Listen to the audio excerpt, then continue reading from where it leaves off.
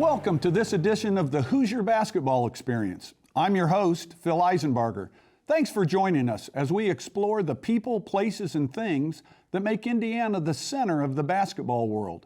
What is the Hoosier Basketball Experience? Well, it's the players, the coaches, the high schools, the college programs, the fans, the gyms, the radio, the TV, the communities, and so much more. It's past, present, and future of the game.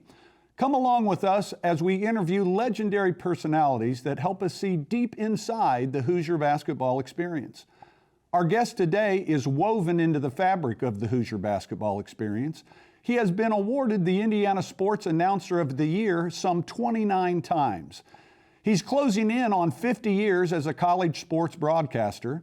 He's been inducted into the Indiana Basketball Pioneers Richard M. Fairbanks Hall of Fame. The Indiana Sports Writers and Sportscasters Association have inducted him into their Hall of Fame. You know him as Don Fischer, the radio voice of IU basketball and football. I know him as Fish, and this time you don't have to turn the TV down and the radio up to hear him, because you get to meet him when we come back.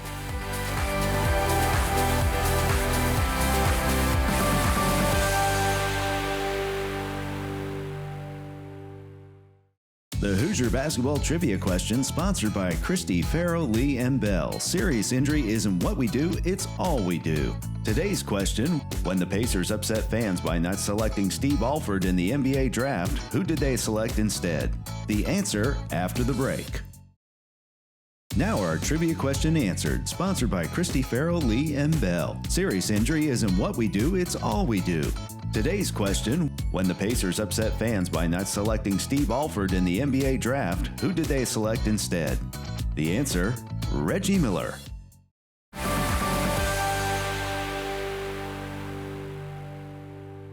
Welcome to the show, Don Fischer. Thanks for being here. Phil, thanks for having me. It's a pleasure. Hey, I want to start today. I know you grew up in Northern Illinois, but I want the fans out there to understand your first memories about basketball in Indiana. Not necessarily IU, but just Indiana basketball. Well, as you probably know, Illinois always had great basketball too, and I covered a lot of Illinois high school basketball and those kind of things in my early days of sportscasting. But I'd always heard about Indiana basketball and the passion that the fan base had, those kinds of things. And I always thought, well, Illinois' got the same thing, it's not going to be much different until I got here. Yes. And my first opportunities to do play-by-play in this state from a basketball perspective was in Terre Haute. I remember that. Yeah. And I was there for 2.5 years, and we were doing 175 broadcasts a year. But what amazed me was the number of phenomenal facilities that this state had. Yeah. Just for people to go watch ball games. Sure. And so you're sitting there thinking, well, I thought we were pretty big in Illinois with the fan base and everything, and how people were entrenched in college basketball or high school basketball, those kinds of things. Not so much. When you think about Indiana, and you go to Newcastle, you go to Hinkle Fieldhouse back in the day. Sure.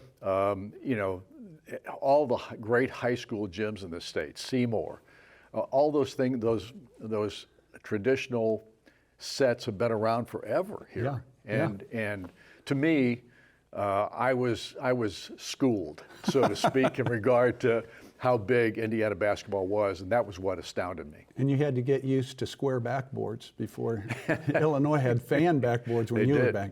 They did. I think they finally switched. They did switch back. They finally switched to square backboards, but you're absolutely right. I grew up on a fan backboard on our garage. Well, tell the viewers how you got involved in broadcasting at the very beginning.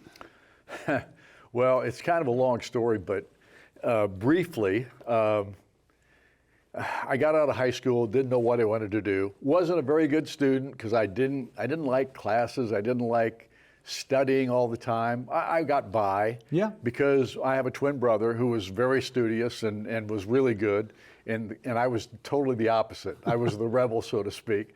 And literally didn't do a very good job getting my education, even though I still think the education I got in high school was better than a lot of the education kids get today in high school. Sure.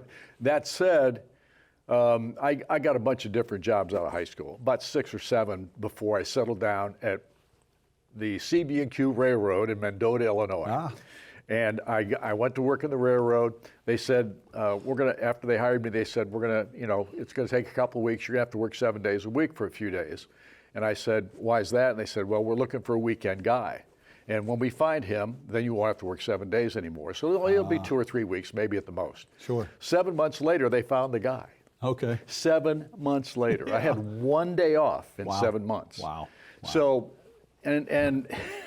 so about midway through this, I'm working 4 months into it, and I'm thinking, I'm not going to do this the rest of my life, you know? And it wasn't a great paying job anyway, but it wasn't bad pay. And my shift was 9 at night till 6 o'clock in the morning. So it was the graveyard.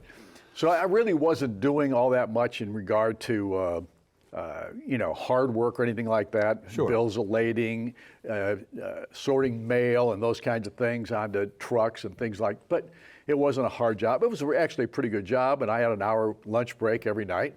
So during one of those lunch breaks, about 3.5, 4 months into this thing, I'm sitting looking at Sport Magazine, who was a rival of Sports Illustrated back in the day. And I'm sitting looking at Sport Magazine. On the inside back cover, it was a full-page ad. It said, "How would you like to be a sportscaster?" I said, I think better than what I'm doing now. That's a lot better than what I'm doing now. And I thought, this is something I want to look into. So I looked into it. It was a home correspondence course from Career Academy in Milwaukee, Wisconsin. Wow. I applied. Everybody that applied got accepted because they wanted your $875 plus. And what they gave you for that was a tape recorder, a small tape recorder that was reel to reel. People don't even know what reel to reel is anymore, but it was a small tape recorder, and 20 record albums. Wow. Every one of your lessons was on those record albums. Okay. That's and wonderful. so you literally went through that course. Workbook, got that. About halfway through the thing, I literally went up to the local radio station at that point when I started this program and asked them if I could just hang out. So I'd get off at 6 o'clock in the morning from the railroad. I'd go to the radio station. Wow. Half the time I'd wake up the morning guy who was not awake yet and get him on the air. Literally went there and watched what they did for 2.5 hours every morning. You learn, learning what they did and understanding what they were trying to do. And you learn a little bit about everything about radio, not just sports or anything like that. Sure. Pulled news copy for the guys doing the newscasts, watch guys make commercials, watch how they wrote their news and in the sports and all those kinds of things. So I was getting an education in the radio station literally at the same time I was taking this home correspondence course. So I get about halfway through the home correspondence course. One of the guys I met there at the station was a guy named Chuck Kenworthy. And he had left the station about, I don't know, maybe a month after I started working with him, but I became friends with him. And he went to DeKalb, Illinois. Well, he was there about 1 month. I called up there one day just to talk to him, and he was gone. And I said, well, where'd he go? And they said he went to Butte, Montana. I said, what's he going to do in Butte, Montana? He said, well, they have a radio TV operation out there. He wants to get into TV, so he's going to transition from radio to television at some point during his career out there. I said, well, sounds right. You have a phone number? I called him up. He goes, I said, what are you doing? He says, well, I'm doing my disc jockey work out here, but he said, I'm going to get into TV, and he says, it's going to happen pretty quickly. He says, by the way, they're looking for a nighttime disc jockey. I said, really? Okay. I said, I've never done disc jockey work or anything else in radio other than go to a local radio station and watch them. He goes, I'm telling you, they're not looking for a lot of experience. You're talking about Butte, Montana, for goodness sake. You've got a good chance of getting the job. Right. Here's the kicker. They want you to come out for an interview. If you want, they're going to interview whoever it is. Yeah. You're going to have to come for an in-person interview. I said, well, I might be able to do that. I think I've got a way to get there. I rode a train for 48 hours. Wow. And got on the last half of the trip was on a freight train with 2 passenger cars at the end of the freight train. Yeah. And literally, I was the only guy going and coming from this interview on this train as a passenger. So anyway, I got to Butte, Montana. I interviewed for the job, came back home. About a week later, they called me up and they said, the job's yours if you want it. And I moved to Butte, Montana. And that's how I started out in this business. Wow. Well, we have something in common. As a kid in Muncie, My grandmother was in St. Louis, and we spent spring breaks there, and she inoculated us to the blues. So I listened to KMOX every night I could get it, and I know you did too. Yes, he sir. was one of the people that you listened to quite a bit. That was Dan Kelly. Yeah. And when in Northern Illinois, KMOX was a powerhouse radio station. Sure. We could listen to the Cardinals. My stepdad was a huge Cardinal fan. Harry Carey. Harry Carey was up doing the baseball for the Cardinals at that time. But Dan Kelly was a phenomenal voice. He was probably as good a broadcaster as I've still not heard anybody any better. Right. Because of how he used his voice, his inflection, Sure. How he could get excited without going overboard. Yeah. He was just a phenomenal professional broadcaster. And so I listened to him a lot. I listened to Harry a lot. I loved Harry.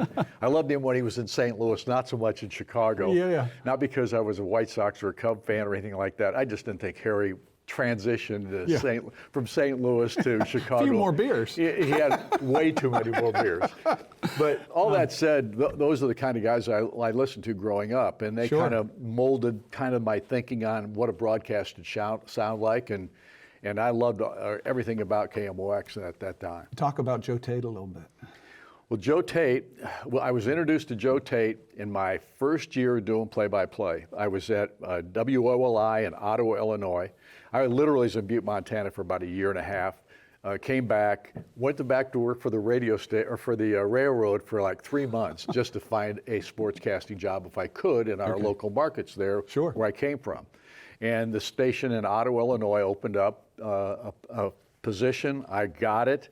There's a story there too, but I won't go into it unless you ask me about it later on. I don't want to talk about how I lied. But nevertheless, the radio station ownership was a guy named Bob Harris, who had come in from Bloomington, Illinois, and he'd bought the station in Ottawa, and he was running it. And the station that he was with in Bloomington, Illinois, did not have a seat at the state finals. So after our season was over with, we had a seat. The Ottawa station had a seat, and we applied for the opportunity to do the play-by-play for the high school state tournament, which in those days was 8 games in 2 days. Yeah. They played downstate. 4 games on Friday Yeah. and 4 games on Saturday, Right. the championship game on Saturday night. So Mr. Harris, who was the owner of the station in Ottawa, said, we're going to hook up with WIOK in Bloomington, and they've got a really good play-by-play guy. You'll like him. His name is Joe Tate. He's very professional. You can learn from him. I said, terrific. So Joe Tate was introduced to me in that situation. We did 8 games together. When I did the play-by-play, he was my color commentator. When he did the play-by-play, I was his. And I learned more from him in those 2 days than I've ever learned anyplace else from a sportscasting perspective. And for our viewers, he was long time with the Cavs. He was the voice of the Cleveland Cavaliers for all but 2 years of their existence until he retired. Wow. And that was I think he was with them over 40 years, or right at 40 years at that point. Anyway, Joe Tate recently passed away about a year ago. And but he had retired several years prior to that, but he was phenomenal. And he hired me to take his place in Terre Haute, Indiana. He had transitioned to Terre Haute back in a couple of years after we did the state tournament together. Right. And he transitioned to Terre Haute. And when I was looking for a different job, I called him up and I said, Joe, you got any ideas about any place I might be able to move up a little bit? And he goes, what are you doing? He says, what are you doing the next couple of weeks? I said, what do you mean? He says, I'm about to leave here. I'm probably going to get the job with the Cleveland Cavaliers, and if I don't, I'm going to Pittsburgh. He said, I'm going to get one of those 2 jobs. He says, somebody's going to have to take this spot here in Terre Haute. Well, he hired me. When we come back, we're going to talk about that and Don Fischer getting the job at Indiana University.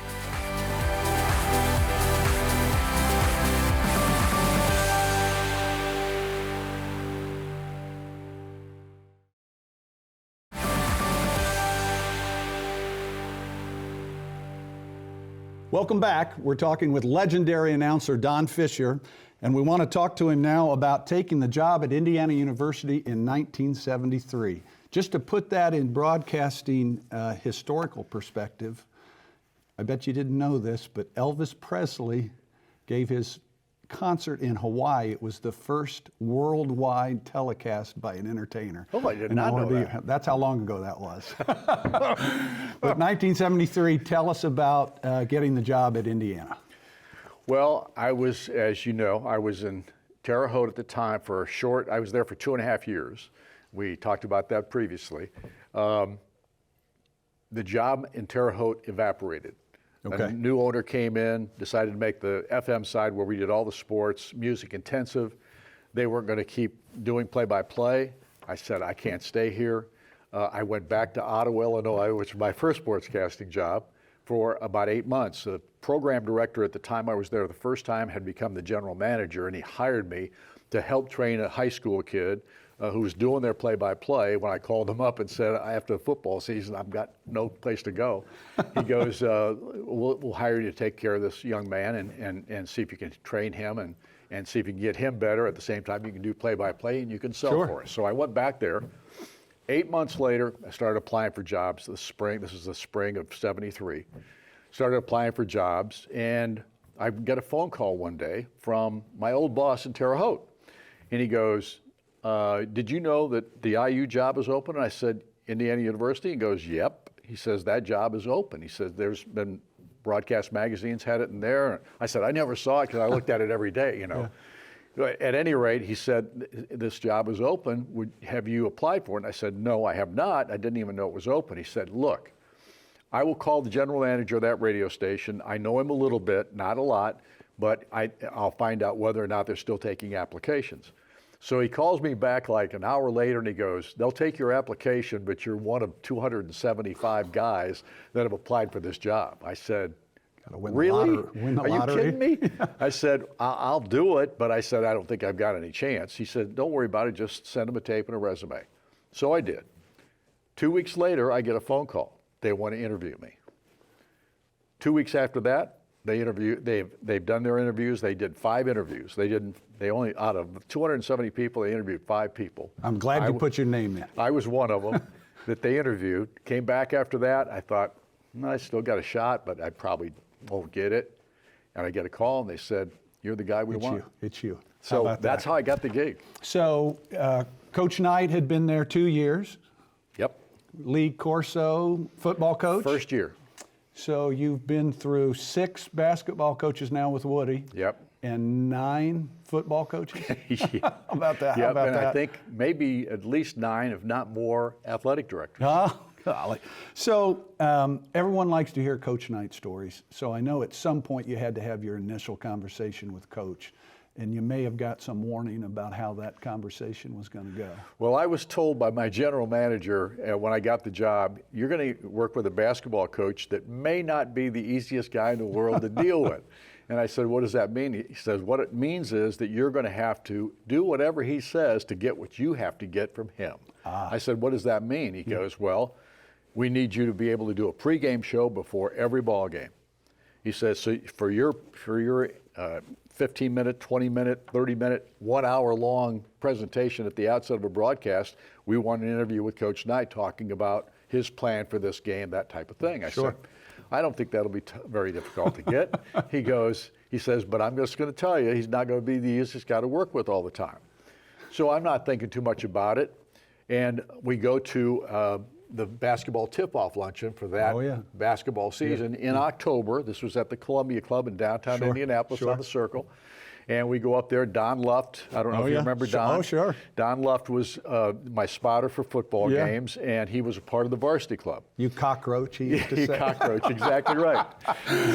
So at any rate, Don Luft says, let's go to this Columbia Club thing for the basketball tip-off lunch. He said, you can sit with me and Max, and Max Skirvin was the play-by-play guy before I got there. And he gave up that position because WIRE had hired, or WIRE had hired me to be the play-by-play voice exclusively of IU basketball. That was the position that I inherited in this job search. So at any rate, Max was not necessarily all that pleased about me taking his spot, but he was kept on the broadcast because he worked for the Alumni Association. They wanted his name out there with the Alumni Association in the state because he traveled all over and met people, those kinds of things. Love Max. And Max was a great guy, and obviously still alive and still goes to every IU football and basketball game. He's amazing. At any rate, so we go to the Columbia Club. We're sitting at this table. The program ends. Night was terrific, as all. Everybody gives him a standing ovation, that kind of thing. And so Don Luff says, "We'll stick around here a few minutes and we'll wait for Coach Knight," because there are people coming up to him, shaking hands, getting pictures taken, those kinds of things. So we wait around for about 10 minutes or so, and suddenly Knight's free. And Don Luff goes, "Coach, come over here. I want you to meet somebody." So I walk over. I walk over with Don Luff. Max Skirvin's with us as well. And Don Luff goes, "Coach, I want you to meet Don Fischer, the new radio play-by-play voice for IU football and basketball games." And I stick out my hand. He shakes my hand, doesn't say hi, hello, how are you, or anything. And he turns around, puts his arm around Max, and they walk off together. Oh, my goodness. We've all experienced that at some level. I was told, basically, that's your baptism, son.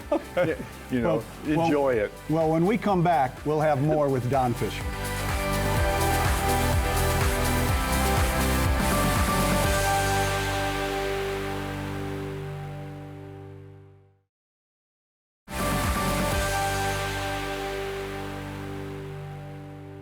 Don, thanks for joining us this week.